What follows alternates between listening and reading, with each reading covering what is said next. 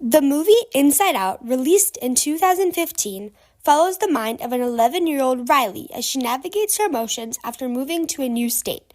We see that the emotions inside her head advise her and control her everyday life. While in the beginning, after Riley and her family have moved to San Francisco, they're seen visiting a new pizza shop since they typically like pizza. Hey, I saw a pizza place down the street. Maybe we could try that. Pizza sounds delicious. Pizza? Yes, Great, pizza. that's good. What the heck is that? Broccoli on pizza. That's it. I'm done. However, they discover the pizza shop only puts broccoli on their pizza.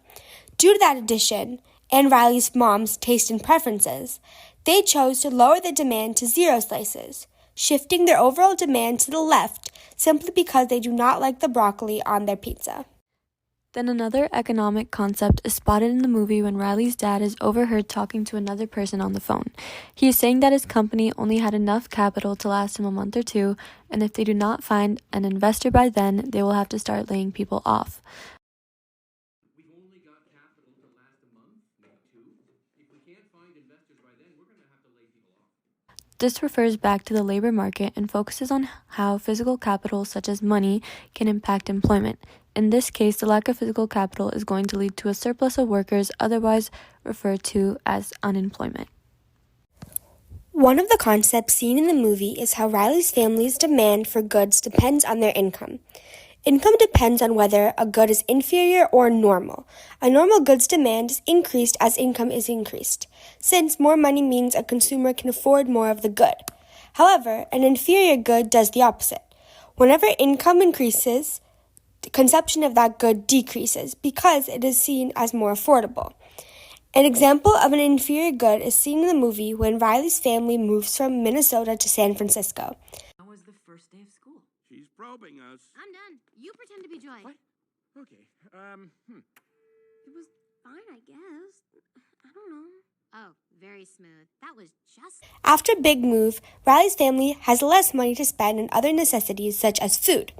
This is why Riley and her family are seen eating ramen for dinner.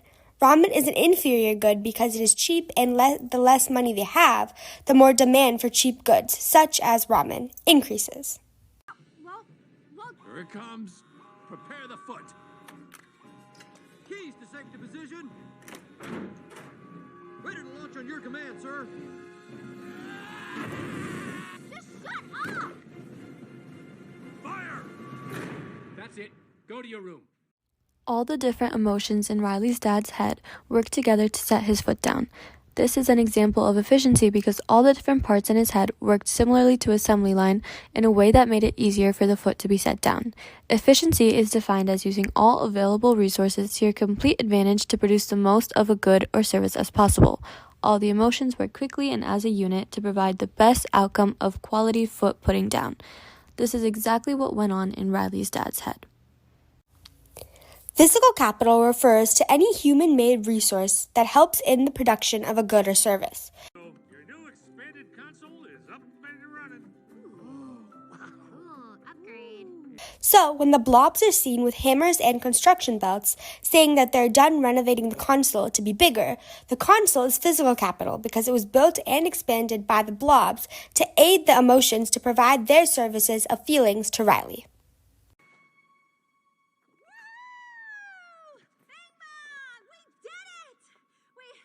Bing bong? Bing bong! You made it! Go save Riley! Take her to the moon for me, okay? While traveling to the Memory Islands to restore Riley's core memories, Bing Bong and Joy fall into a pit of forgotten memories. They use Bing Bong's rocket wagon to escape, but Bing Bong chooses to fall off while Joy escapes. Joy is forced to choose to either go on and restore the core memories or to save Bing Bong. She instead decides to leave Bing Bong in the pit to save Riley and continued on her journey. Those different choices are called trade-offs. An economic trade-off is the principle of giving something desirable up to gain something else, losing potential gain from other alternatives when one alternative is chosen.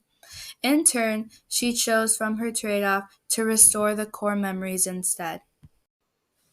While traveling to the memory islands to restore Riley's core memories, Bing Bong and Joy fall into a pit of forgotten memories. They use Bing Bong's rocket wagon to escape, but Bing Bong chooses to fall off while Joy escapes. Joy is forced to choose to either go on and restore the core memories or to save Bing Bong. She instead decides to leave Bing Bong in the pit to save Riley and continued on her journey. Those different choices are called trade-offs. An economic trade-off is the principle of giving something desirable up to gain something else, losing potential gain from other alternatives when one alternative is chosen. In turn, she chose from her trade-off to restore the core memories instead. Near the middle of the movie, Joy, Sadness, and Bing Bong are aboard the train of thought heading to the headquarters when the train stops because of Riley falling asleep. Joy figures out a plan to wake Riley up and they set out to Dream Productions. The train of thought doesn't run while she's asleep. Oh, we can't wait that long. How about we wake her up? Sadness, that's ridiculous. How could we possibly... How about we wake her up? Great idea, Joy. Thanks. Come on. The people who own Dream Productions are examples of suppliers. A supplier is someone who creates and supplies goods or services to consumers. They can produce dreams that Riley continues to consume using Dream Productions' time, labor, and resources. Riley serves as an example of a consumer, a person who buys or uses a product or service provided by producers. Luckily for her, she doesn't have to pay for the dreams. It is technically all her imagination.